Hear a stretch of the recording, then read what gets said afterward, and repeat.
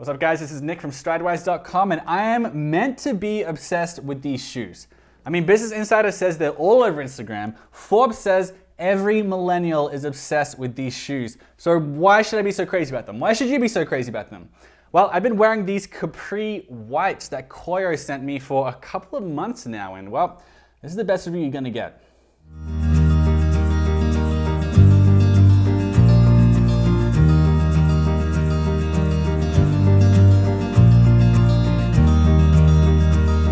So before I go on, I wanted to mention that if you like the shoes, you can use the discount code on the screen below and you can get a free cleaning kit valued at $18 whole. So that comes with a microfiber towel, a bristle brush, a kind of kit to store everything in, and also a shoe cleaner from Capri Protect. And even if you never use it on these shoes, that cleaner can be used on leather and suede and nylon and canvas and just about anything else that shoes are made from. If you like the shoe. Do you like the shoe? I mean, we'll get into the review and you can decide for yourself. So the Capri Triple White from Koio is one of the most prominent and successful entries into the upscale luxury minimalist white sneaker market, a category that also includes shoes from Oliver Cabell and Beckett Simonon and Greats, and of course the one that started it all, Common Projects. This really sort of kicked off the gold rush for this particular type of sneaker. My buddy Brock over at The Modest Man says this is his favorite entry in that white minimalist sneaker genre. Baron over at The Effortless Gent says this is one of the best brands worth checking out. It was started in 2015 by two guys with really hard to pronounce names, and the company has grown and grown over the years. It's been backed by venture capitalists as well, which is partly responsible for its explosive growth. And while they have a lot of other sneakers out there, including some canvas ones and even boots, the Capri Triple White is without a doubt their flagship model. Each shoe is handmade by the same artisans that make Chanel sneakers, and it touches 42 hands during the production process. I don't know if that's 21 people or 42 separate people just touching it once, but anyway, from start to finish, it is handmade in the Lamarck region of Italy. So nothing is outsourced here. They don't like last it in one place and package it in another. The leather is even sourced from Italy in and around the Lamarck region. Even the box that it comes from is made in Italy. So they really take that aspect of it very seriously because there are companies out there that say their stuff is made in Italy, but really it's from a bunch of different components brought in, and sometimes just like a little bit of finishing will be done in Italy, then it'll be sent off to China or Delaware or something, I don't know. But like they really take a lot of pride in the fact that these shoes are 100% Italian. Now, I don't know if it's correct to say that because it's made in Italy, therefore it's better than if any other human being were making it. But a big part of the draw here is that the labor costs and the labor standards are a lot higher than they are in like a lot of other countries. So like if someone says to you, this shoe's quality is exactly the same if it's made in China or made in Italy, yeah, you can say that. But like the labor standards and everything, they are much, much higher in Italy. And for a lot of people, that brings them a lot of comfort when they're deciding where to spend their dollar. And Koio says that their labor costs are 15 times higher than they would be in a lot of other regions in the world. And I believe it, you know, it depends on your own individual values, of course. But when I hear stuff like made in Italy and that sort of stuff, that's where I really see the value, and you might as well. So just to quickly go over the aesthetic here, this is obviously a very clean, minimalist, sleek, unfancy, well-designed sort of shoe. It's the kind of shoe that really appeals to guys who want like classic, timeless items in their wardrobe. Basically, I mean like here on Stridewise, I really try to look at fashion that's gonna look good 10 years from now. Like if you look back at photos of yourself from today, 10 years from now, you won't be embarrassed by what you're wearing. So stuff like nice, clean sneakers like this, good boots, good denim, a nice leather jacket, that sort of stuff. What I like is clothing that is like fashion proof, which would have actually been a really good name for the blog now that I think about it, but anyway, it's called Stridewise now.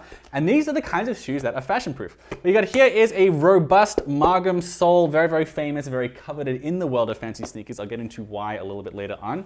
It's also stitched to the upper, which is very unusual in the world of sneakers. Normally they're glued or cemented, but this is stitched and glued a little bit as well, which really confers some durability and helps to reinforce stress points. Like you don't get holes with the toe break like you do with just about every other cemented sneaker, like Chuck Taylor's, for instance. There's Italian leather, which they say is calf leather, but it isn't, which I'll get into in the next section. And then also there's this nice, relatively slim last here. So it's not chunky like a Stan Smith sneaker, for instance. This really is lower profile. It's a slimmer last, which makes this like more versatile and easier to dress up, at least as much as you can dress up a white sneaker. So what's interesting with this leather is it's called Vitello calf leather. It's relatively thin at 1.44 millimeters thin. And it's chrome tanned in Italy, which means it's relatively soft and it holds color well. There are some people out there that get annoyed when sneakers are not vegetable tanned leather, but no sneakers are vegetable tanned except for like one or two exceptions. I guess that's the wrong kind of leather for a sneaker where you want it to be like softer and more pliable. So don't listen to people who say that your sneakers have to be vegetable tanned. But what's really interesting here is that Vitello calf leather is not calf leather. It's from meat cows in the European Union. Koio tells me, quote, "The leather that we use is actually from fully matured cows. Calf is referring to the characteristics of the leather as it is extremely soft and has a fine grain." Which is a bit misleading, but they don't use real calf because they think slaughtering babies is unethical, which is fine. I mean, I get that. There are plenty of people who really have issues with calf skin leather, like even like Thursday boots, they don't use calf leather for that reason. So that's fine. It's admirable even, maybe, if you want to go that route, but just, you know, don't call it calf leather if it's not.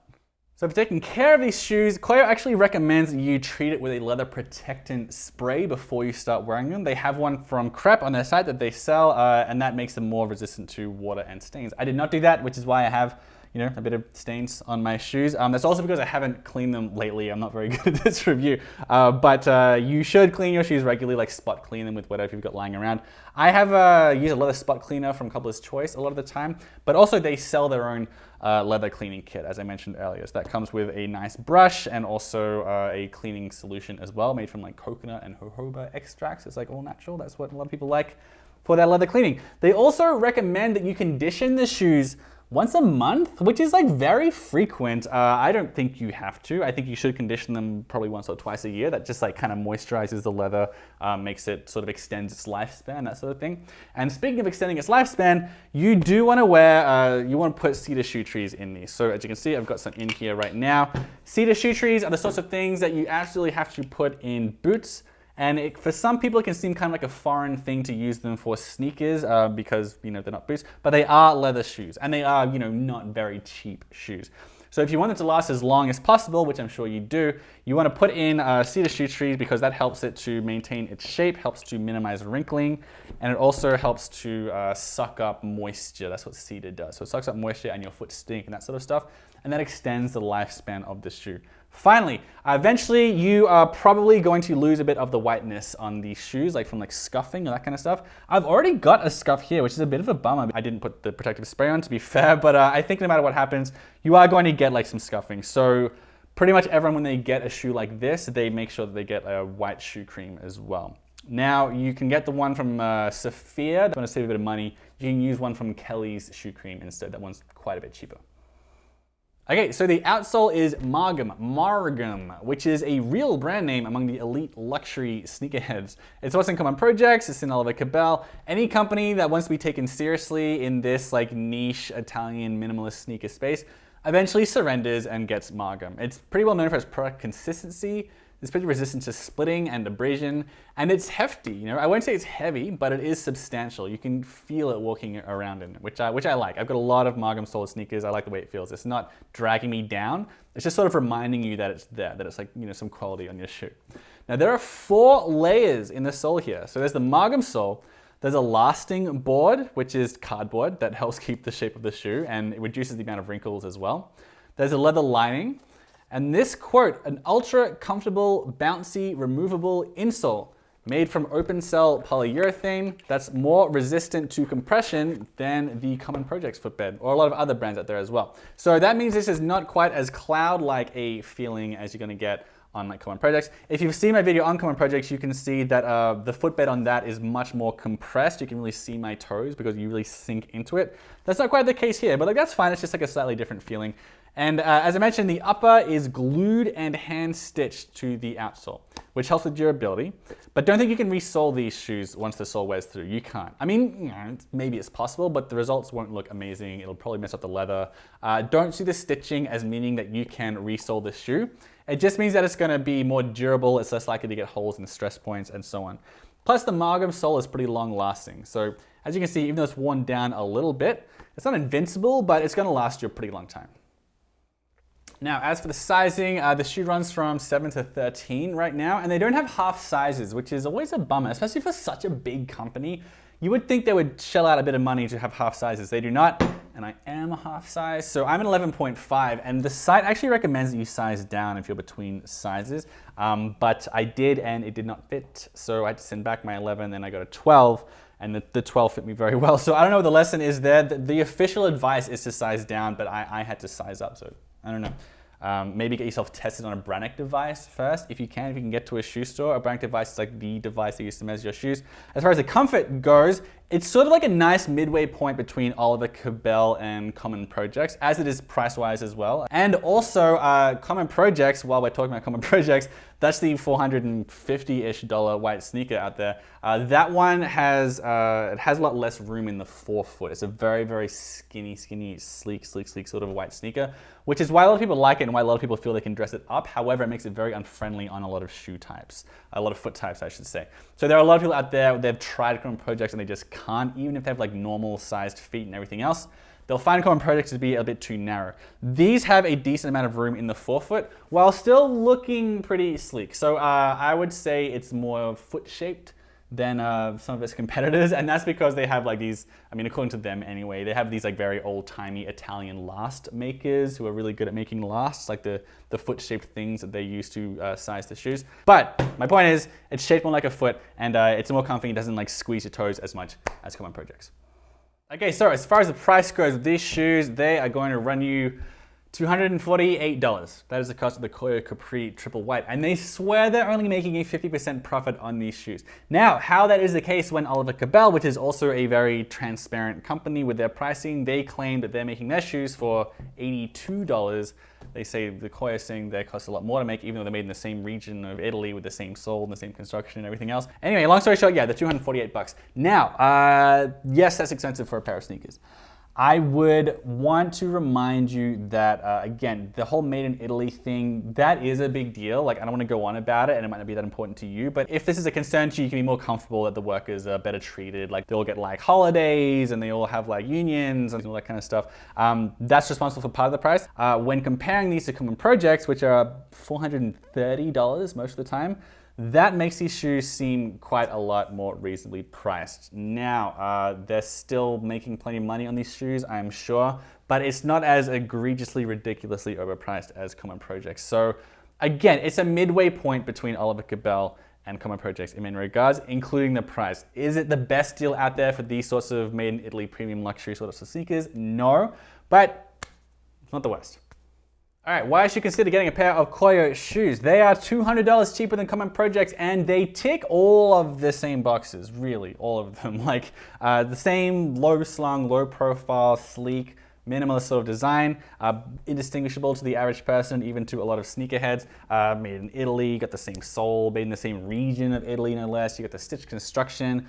Nice soft footbed, all this sort of stuff. It's got a few upsides as well for that particular leading brand. I should probably do an actual full comparison video later on, but just there's a lot more padding around the heel here as well. So it is more comfy on the heel than Common Projects. It's something worth mentioning. And also the leather is tougher as well because this is not calfskin leather. This is from a grown-up cow. So it's not quite as buttery soft, but it is it's a bit easier for it to take a beating. Basically all the same stuff as the more expensive brands, $200 cheaper, and the leather's a little bit tougher. And it's also not as squishy, it doesn't squeeze your feet as much either. It's a more democratic fit. So yeah, it's got a lot of upsides. All right, what are the downsides with Koio? They have no half sizes, which sucks because I am a half size. That would have been better if they did. And they have no sizes over 13 either, which is pretty limiting. I'm sure they did the math and they realized that, you know, the percentage of people they would serve with bigger shoe sizes wouldn't be worth the cost, blah, blah, blah. But yeah, no sizes over 13, that's gonna annoy some people. I also wanted to mention they are over $200. Like, I'm not gonna act like they're really cheap shoes. There are a lot of people out there that say, I'll just get a pair of Vans or I'll just get something like that. Those shoes, I do think it's really worth remembering again that like they're not made in the same place. The labor standards are a lot lower and so on. They're not stitched either, which is a lot friendly on the leather. It makes them a lot more durable and so on and so on and so on and so on. It's not like there's no reason at all to pay extra for this particular category of sneaker. That said, they are still over $200. So, you know, they're not cheap for a sneaker. They're gonna last, but they're not that cheap. I also wanted to mention that they have had a bit of scuffing around the counter here. They've lost a bit of color, which is a bit annoying after just a few weeks of wear. Although I do want to make it clear, I don't think I made this clear enough before, that this happens to any white sneaker out there, right? Even the really expensive ones, even the Common Projects, if you actually wear them in the real world, and especially if you wear them without a protectant spray, although I'm not sure how much defense that's really going to offer you from scuffs, as opposed to, you know, dirt and water, they're going to get some scuffing on there. That's just kind of going to happen. So that's not unique to Koio, but what I want to emphasize here is that with shoes like these, you pretty much do want to get shoe cream like at the same time as you buy them, if not right afterwards, just because if you want them to look good and pristine, then that's just going to be a necessary buy. In addition to that, you do have to have some shoe trees as well. You want to put them in there between your wears as well. You're not just buying sneakers, you've got to buy accessories as well if you want the sneakers to last as long as possible. The last thing I wanted to mention, this bothers some people, not everybody, but the shoes are venture backed. Like they're not just a startup that like some guy sort of, just built up all on his own. So Scott Gabrielson, for instance, over at Oliver Cabell, that's a company that was a lot more bootstrapped than Koio. While it was started by a couple of guys in college, they had received $3 million from Acton Capital Partners, also the Winklevoss twins, the Facebook guys. They've put money into this. So it's venture backed. Some people find an issue with that. If they're trying to pick between a bunch of really similar products, they'll say, I don't want the VC backed one. I want to have one that has more of a sort of an individual kind of family sort of feel to it. So I don't know, that bothers some people. It doesn't bother me, it might bother you. All right, those are my thoughts on the very, very, very famous Capri triple white sneaker from Koio. Look, man, I like them. I like them. They're good shoes. They are right. They're a really good compromise between the really, really expensive brands and really, really cheap brands. They're hyper Italian, labellos and so on. Very nice minimalist aesthetic. Got a good sole, the good stitching. I mean, you've already watched the review. You know everything I've already said. I don't need to say it all over again. But I'm pretty happy with the shoes. They are over $200. They are under $250, so they're not as ludicrously overpriced as so many other sneakers out there are that look exactly like this. So I think they're a good compromise. Not the cheapest, but definitely better value than a lot of other stuff out there as well. That's it. Make sure you subscribe as well. Also, the full written review is in the description below, where you want to see the full article. I got a bunch of pictures on my site, that kind of stuff, some other articles up there you can check out if you want. And yeah, again, make sure you subscribe because I got a whole lot more sneaker reviews and boot reviews and denim reviews and other sorts of fashion-proof kind of clothing stuff coming up.